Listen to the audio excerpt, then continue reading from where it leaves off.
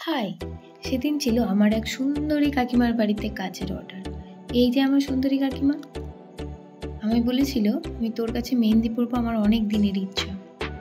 তাই আমি কাকিমার অনেক দিনের ইচ্ছা পূরণ করতে চলে গেছিলাম মেহেন্দি পরাতে। সেদিন ছিল দুটো কাজ, সেই কাকিমার বাড়িতে কাজ আর ওই পাড়াতেই আরও এক দিদির কাজ। কাজটা দিদির নয়, দিদির দাদার, মানে বিয়েটা ছিল দাদার। তো গ্রুমকে মেহেন্দি পরাতে হতো, তাই আমি কাকিমার বাড়িতে গিয়ে ঝটপট কাজে বসে পড়ি। সাথে ছিল আমার বান্ধবী।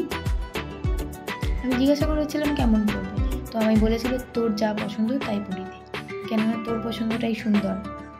তাই আমি নিজের পছন্দ মতো এই একটা ডিজাইন বেছে নিয়ে এই কাজটা শুরু করেছিলাম। আমার কাজগুলো কেমন হচ্ছে জানাতে ভুলো না কিন্তু।